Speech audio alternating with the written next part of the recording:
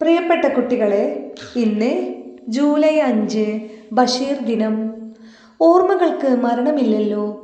ഇന്ന് ഓർമ്മ ദിനമാണ്.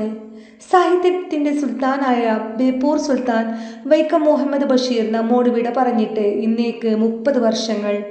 അദ്ദേഹത്തിൻ്റെ ചരമദിനമാണ് നാം ബഷീർ ദിനമായി അനുസ്മരിക്കുന്നത്. നമ്മോട് വിട പറഞ്ഞെങ്കിലും അദ്ദേഹത്തിൻ്റെ മഷിപറ്റാത്ത തൂലികയിലൂടെ പിറന്നു വീണിട്ടുള്ളത് അനവധി കഥകളും കഥാപാത്രങ്ങളുമാണ്. മനുഷ്യനുള്ള കാലത്തോളം അവ സ്പന്ദിച്ചുകൊണ്ടേയിരിക്കും.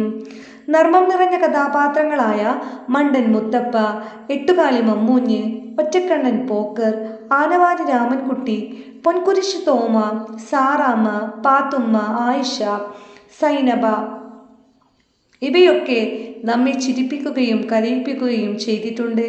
ഒന്നും എത്രയാടാ എന്ന് അധ്യാപകൻ ചോദിക്കുമ്പോൾ രണ്ടിടത്തു നിന്ന് ഒഴുകി വരുന്ന നദികൾ സമ്മേളിച്ച് വലിയ ഒരു നദിയായി മാറുന്ന പോലെ ഒന്നു ചേരുമ്പോൾ ഇമ്മിണി വലിയൊന്നായി മാറുന്നു എന്ന് നമ്മെ പഠിപ്പിച്ച, ചൊറിയുന്നിടത്ത് മാന്തുന്നതാണ് ലോകത്തിൽ ഏറ്റവും വലിയ സുഖമെന്ന് പറഞ്ഞ, പെണ്ണുങ്ങളുടെ തലക്കകത്ത് നിലാവെളിച്ചമാണെന്ന് എഴുതിയ, അച്ചടി ഭാഷയിൽ സംസാരിച്ചതിന് ഉമ്മായുടെ കയ്യിൽ നിന്ന് തലക്കടിയേറ്റ, നമുക്ക് സ്വാതന്ത്ര്യത്തിൻ്റെ ശുദ്ധവായു ശ്വസിക്കാൻ ജയിലറുകളിൽ ബന്ധിപ്പിക്കപ്പെട്ട മലയാളത്തിൻ്റെ സ്വന്തം ബഷീറിനെ നമ്മൾ എങ്ങനെ മറക്കാനാണ്?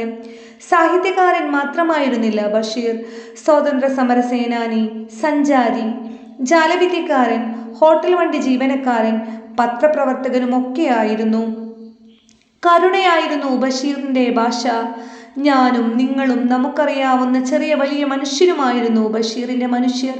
കാക്കയും പൂച്ചയും ആടും ആനയും പാമ്പും എന്തിനെ തേരട്ട പോലും കഥാപാത്രമാക്കിയ മഹൽ വ്യക്തിത്വം. വായുവും വെള്ളവും ചൂടും തണുപ്പും മഴയും വെയിലും പഴങ്ങളും ചെടികളും കിഴങ്ങുകളും പുഴകളും ദൈവസൃഷ്ടിയാണെന്നും ഭൂമിയുടെ അവകാശികളാണെന്നും നമ്മെ പഠിപ്പിച്ച മഹാനുഭാവൻ. അനുഭവങ്ങൾ ഒരു ചിരിപ്പിടിയോളമുണ്ട്, അവയെടുത്തങ്ങ് കാച്ചിയാൽ പോരെ എന്നാണ് ബഷീർ പറയാറ്. അനുഭവങ്ങളാണ് ബഷീർ സാഹിത്യത്തിൻ്റെ എല്ലാം. വിശപ്പിനെക്കുറിച്ചും ഭക്ഷണത്തെക്കുറിച്ചുമാണ് അദ്ദേഹം ആദ്യം എഴുതിയത്. 6 വയസ്സുകാരനെയും 60 വയസ്സുകാരനെയും ഒരുപോലെ വായിക്കാൻ പ്രേരിപ്പിക്കുന്ന എഴുത്ത് ബഷീറിൻ്റെ കൈവശാവകാശത്തിൽ പെടുന്നു. രക്തനക്ഷത്രം പോലെ കടും ചുമപ്പായ പൂവ് ഹൃദയത്തിലുണ്ട്, നാരായണിയുടെ ഗന്ധം പോലെ എന്ന് വരച്ചിട്ട വരികൾ എത്ര സുന്ദരം! ഒരു നോക്കിലൂടെ, രസകരമായ വാക്കിലൂടെ, കരുതലിൻ്റെ ചെറിയൊരു കൂട്ടിച്ചേർക്കലിലൂടെ ബഷീർ സൃഷ്ടിച്ചെടുത്ത സ്നേഹപ്രപഞ്ചത്തിൽ തന്നെയല്ലേ നമ്മളെല്ലാം ഉള്ളത്. പ്രിയപ്പെട്ട ബഷീർ, താങ്കൾ മാങ്കോസ്റ്റിൻ മരച്ചുവട്ടിലിട്ട ചാരുകസേര ഇപ്പോഴും ഒഴിഞ്ഞു കിടക്കുകയാണ്. രക്തവർണ്ണമുള്ള കടലാസ് പൂക്കൾ അന്നത്തേതുപോലെ പൂവിട്ടിട്ടുമില്ല. എന്തെങ്കിലും തെറ്റ് ചെയ്തിട്ടുണ്ടെങ്കിൽ അണ്ടകടാഹമേ മാപ്പ് എന്ന് എഴുതി വെച്ചാണല്ലോ നിങ്ങൾ പോയത്.